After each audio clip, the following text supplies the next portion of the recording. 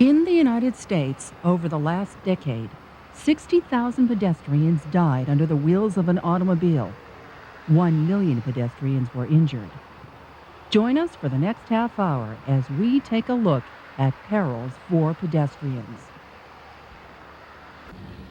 In this episode, we learn about Ottawalk and look at an intersection they consider dangerous. Then we visit the University of Ottawa, where a walking security index is under development. An engineer discusses the bridge to Hull that accommodates pedestrians and bicycles equally as well as cars. We talk with Ottawa's alternative transportation planner. And finally, we look at the official plan for the Ottawa-Carlton Regional Municipality. Stay tuned.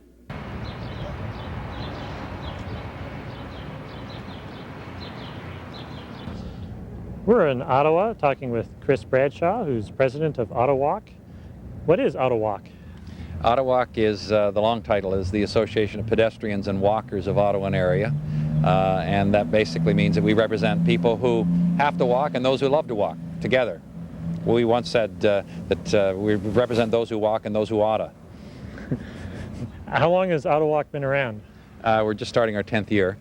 We formed in 1988 at the time that there's efforts by the City of Ottawa to have advisory input to designing pedestrian environments in the downtown area had really all come to a completion, and we said, isn't there more that we should do? I mean, we're concerned that unlike many other activities, there's hardly anyone that has a financial interest in walking, so we don't see it promoted through advertising and various campaigns, and that we thought that walking is really everyone walks every day.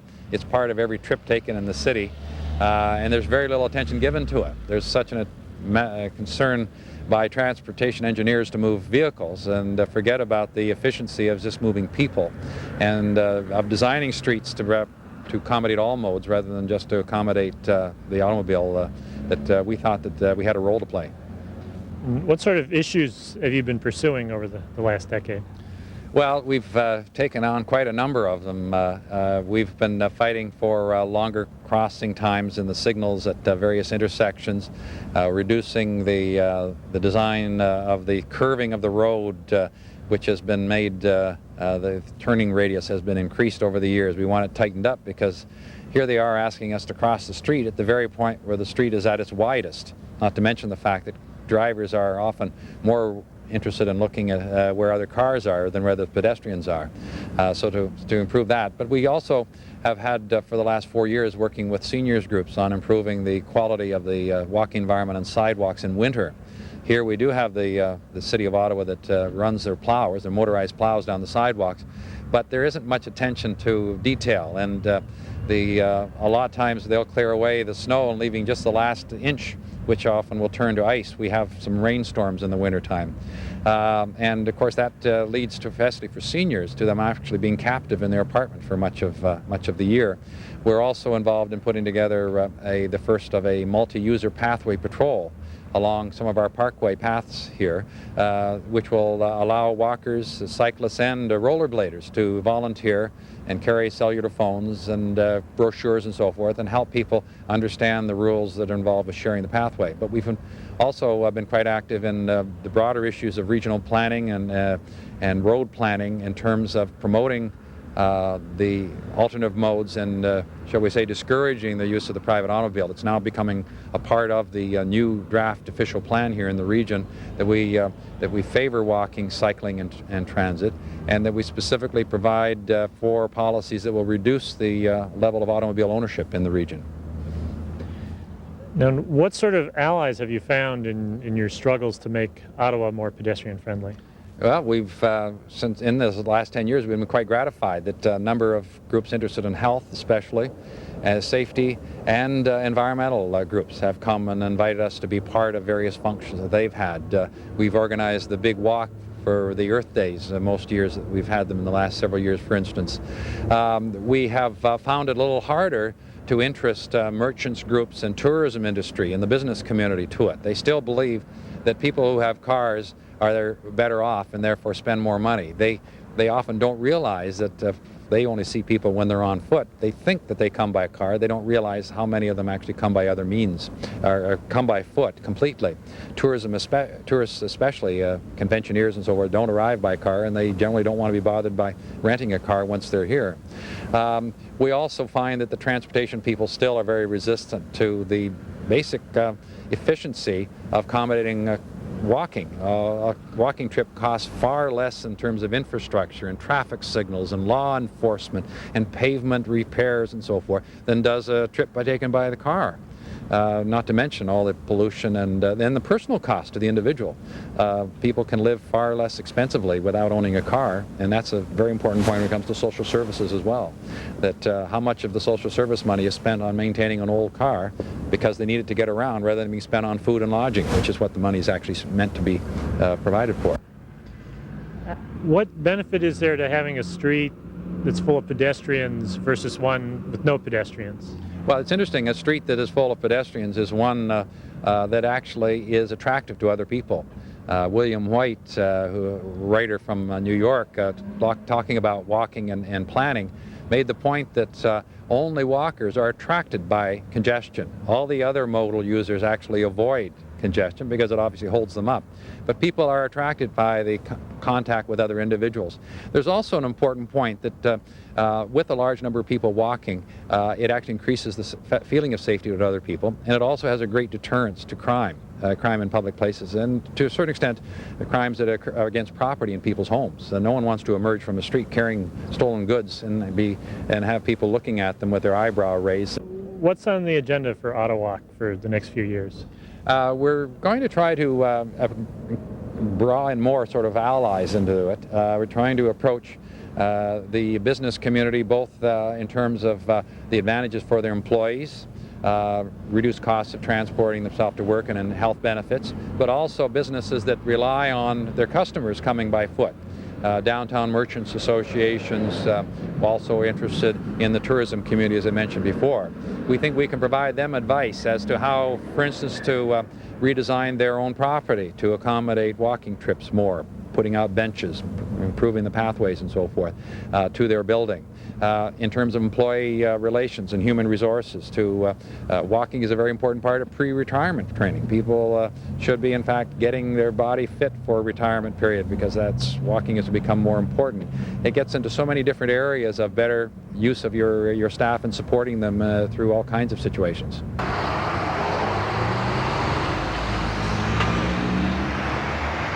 What intersection is this? Well, this is a main intersection right on the edge of downtown. It's called King Edward and Rideau Street. It's really a place where we have a great amount of traffic passing through and trucks that are passing from one province to the other, and many of them are turning. This always creates an extra complication. A year ago, we actually focused on this intersection when we had a media event to draw up publicity for our pedestrian safety conference, which we sponsored along with the regional municipality transportation people and our safety council here in Ottawa. And we tried to point out the fact that the long distances for pedestrians were not matched by the right signal timing, especially for older pedestrians. We pointed out the fact that with the turning movements, there were times when vehicles were turning at the same time that the crossings were occurring. And even though drivers should know the difference, maybe they need a little help with the signals separating those two types of movements together. And we had quite a number of media out, and we marched across, and they were able to take pictures showing us starting at the last second we legally should start, and how we couldn't really make it to the other side of the street. We were actually left standing on this island in the middle of the boulevard, which is a little scary considering the island doesn't really extend into the crosswalk very far. And what's happened to this intersection since then? Well, since then, we haven't had anything that's changed with the intersection, even though our transportation department is aware of the concerns that we have.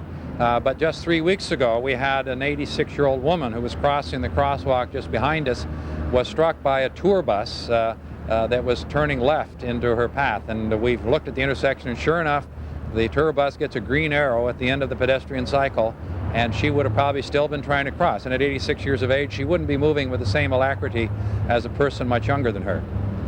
So it's not really long enough for a young pedestrian. It really wouldn't be enough time for an elderly pedestrian. None of us were able to get across the intersection from the end of the walk signal across to the other side. we suspect she would have even had greater difficulty. Even though witnesses said she was still in the walk cycle, the tour bus could have been a little anxious, and we were also wondering whether, because there's a possibility of double left turn, whether the tour bus operator was being, his view might have been obstructed somewhat by another vehicle also turning left. So the intersection still needs some work then? It does need some work, and one of the things we're asking for is that the coroner of the province of Ontario consider having an inquest on this death. This allows us to look at more than just the behavior of the driver and the pedestrian, but to look at the design of the intersection, the design of the timing of the lights, even the design of the vehicles involved. Do they allow proper visibility for the driver in all directions in such situations that these tour buses, as we know, are driven a lot of very tight pedestrian environments, and maybe there's a problem with the design of the bus, and an inquest can look at all those things.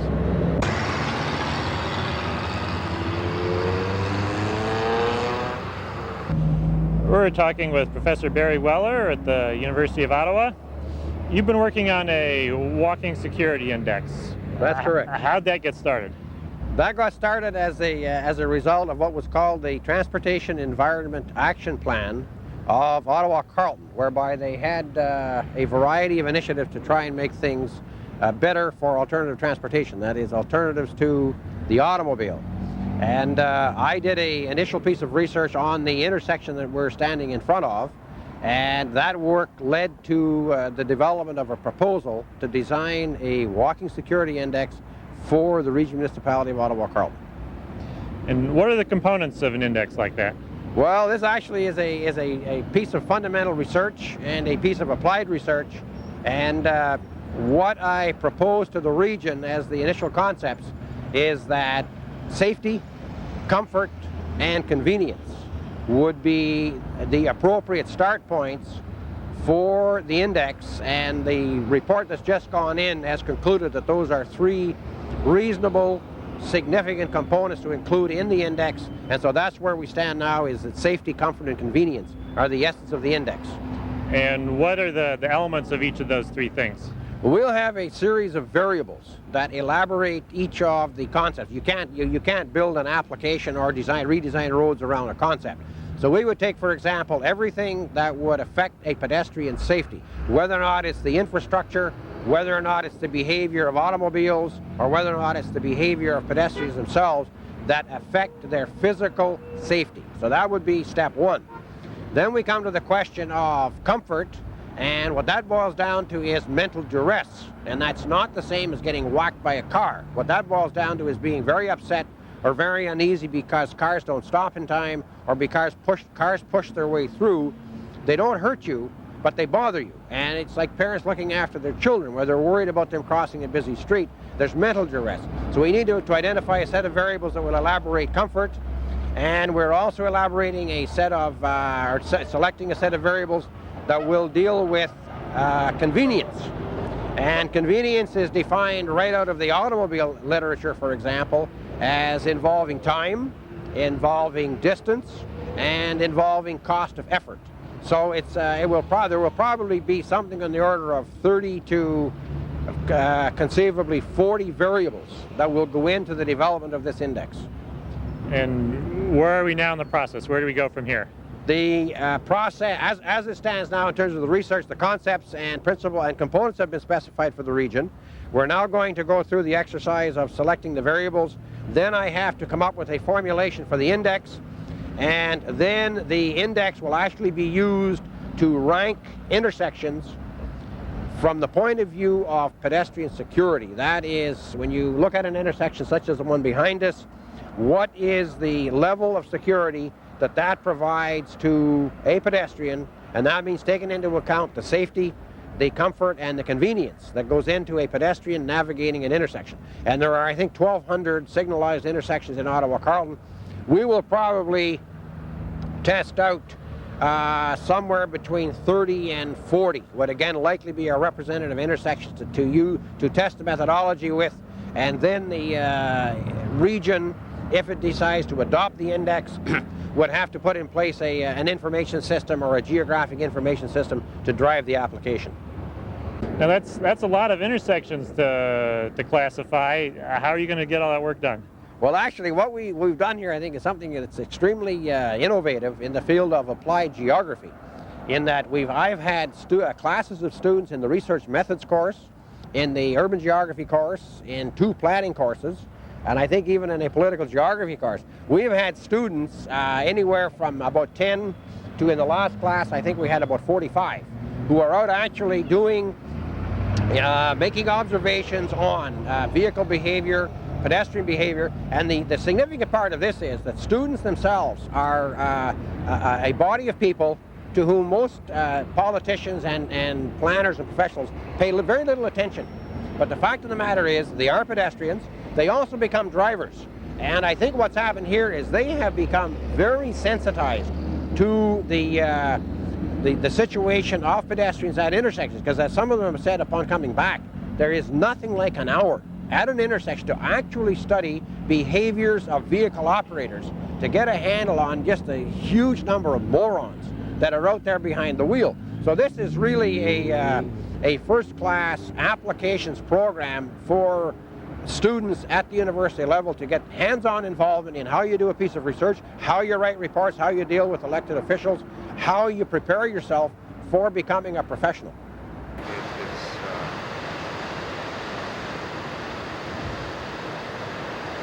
We're in Ottawa talking with David Gladstone, who's a professional engineer. What is the role of engineers in producing a pedestrian-friendly environment? Well, it's to basically do what engineers are supposed to do, is get the full picture of what the overall customer requirement is, and to efficiently meet it. There is this unfortunate tendency for transportation engineers to focus very narrowly on meeting car needs and then address pedestrian and bicycle needs sort of as adjuncts to meeting car needs. That really should not be the way it should work, and the bridge behind us is an illustration of how it should work, namely addressing everybody's needs together in an efficient and useful and usable way. And what are some of the characteristics of this bridge that make it good for pedestrians and bicycles? Well, first of all, there's the width. You definitely, if you're a pedestrian or a cyclist on this bridge, you feel elbow room. You have room to move. You don't feel constrained or constricted. The second major feature is, of course, the very substantial physical barrier between you and the car traffic. Perhaps a third feature, which is related to the first, is that you really feel that somebody has really thought about you as something more than an adjunct to cars. The width of the pedestrian cycle roadway is about the same as the width of the car roadway, and that really sends a strong message that pedestrians and cyclists are at least of highest priority crossing this bridge as are cars. And how does this bridge fit in with the rest of the transportation system? Well, it's kind of an odd creature. It's a federal government bridge. Okay, the federal government has the mandate for bridges across the Ottawa River between Ontario and Quebec. On the Quebec side, the bridge fits in well into a pedestrian bicycle network in the City of Hull in the province of Quebec. On the Ottawa side, it quite remarkably just sort of peters out when it hits the municipal road system. It's hard to describe, except if you experience it, but it just ends, literally ends. There's no signage there's no designated bicycle paths, it just ends.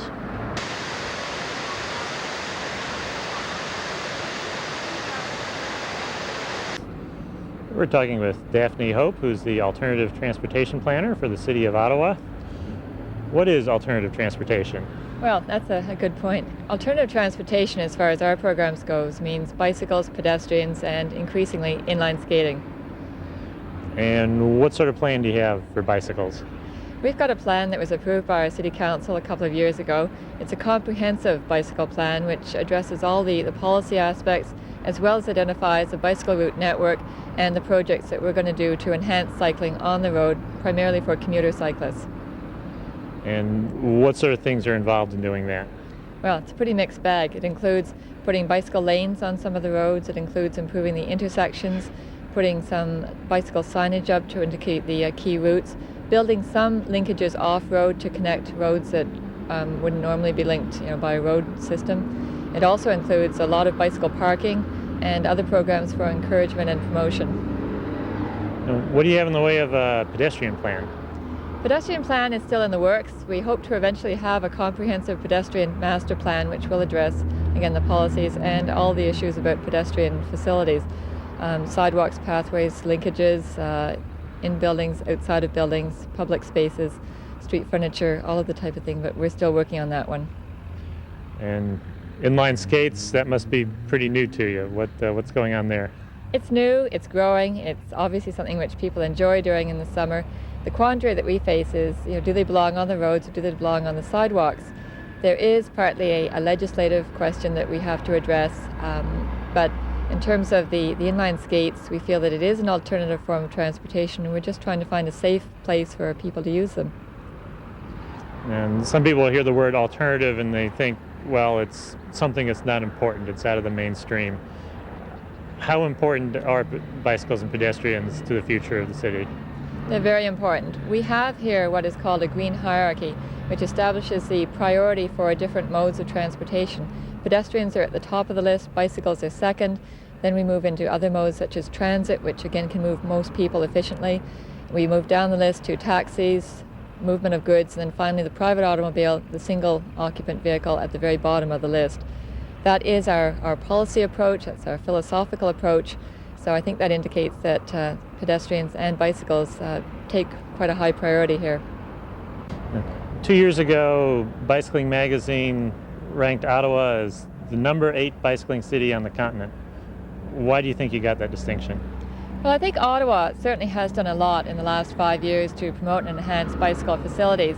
But we've had the advantage of having benefited from the existence of the National Capital Commission here, because this is the nation's capital, and the construction of all of the multi-use recreational pathways. That occurred back in the 70s, but it really established a whole principle of people getting out, being active, bicycling for recreation, which gave us sort of a resident constituency that then was more willing to use the bicycle for transportation. Since that time, we've really expanded the whole pathway network, and now we're moving on to the roadway network. We have approximately 270,000 people who use the bicycle as transportation here. Of those, about 47,000 would be regular daily commuters. So we've really got a firm constituency. Now we're trying to move beyond that point and increase the percent of people who actually use bicycle over the private automobile. And to do that, we have a variety of programs, including construction of bicycle lanes and pathways and provision of more bicycle parking at a lot of the destination points. We're trying a lot of experiments with bike parking, including supervised bicycle parking, covered bicycle shelters, on-street bicycle parking for all the retail stores. And so we're really trying to move ahead and to move our way up in the standings of Bicycling Magazine's survey. And Toronto was #1 last time. Are you going to beat them? Well, we're certainly going to try, give them a run for their money, and I think we can do it.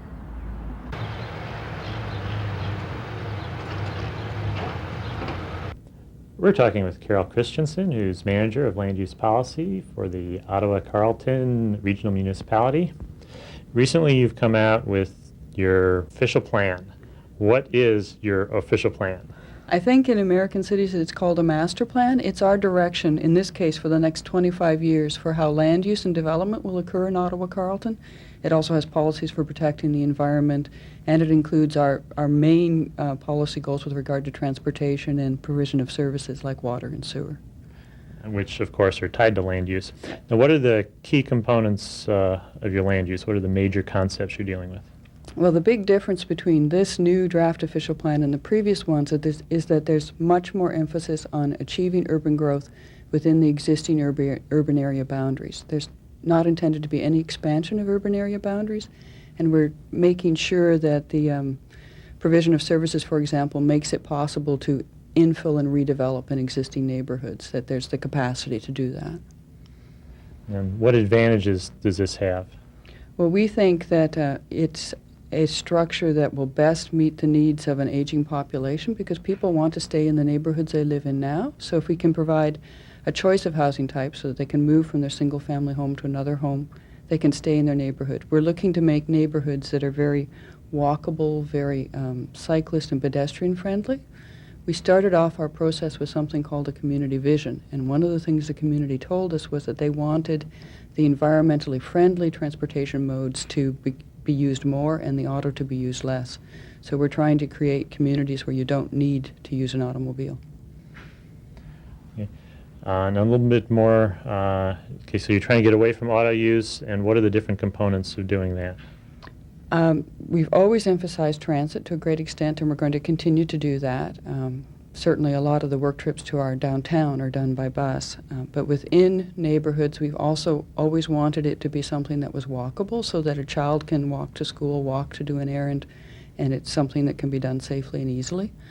And we have a big emphasis on cycling as well. We have in the plan both an on-road cycling transportation network, and we also have proposals for off-road multi-use recreational pathways for both cyclists and pedestrians. On the pedestrian side, we've got policies, and I guess this applies to cyclists as well, to do things like review our current practices to make sure that our intersection designs, for example, don't create conditions that are hostile for either pedestrians or cyclists. And we have a new set of policies on roads as public space. And we're going to try and make sure that roads respond a bit more in their design and their function to the landscape they go through, the community they go through. So at the end of the day, we'd hope we'd have guidelines, for example, that distinguish between a pedestrian-oriented main street and the kind of treatment of the road through that area versus a road through a rural area or just through a residential neighborhood without mixed use next to it. And this was just a draft of the plan that came out. What are the steps that you're going through in this planning process? The draft came out in February. We just finished 3 days of public hearings, or a public meeting under our Planning Act, where people came in and gave us their response. And I think it's safe to say that there's a lot of support for the emphasis on cycling and walking. If anything, what we heard from the public was that they wanted us to be even more ambitious in our targets and in our policies in that respect. So public input has been important to this process. It's been very important to this process. As I said, we had 3 days of meetings, morning and evening. We were here till midnight one evening. We had over 300 submissions to which we were summarized and responded to in a report that went to committee prior to the public meeting. Visit us on the internet at www.pedestrians.org.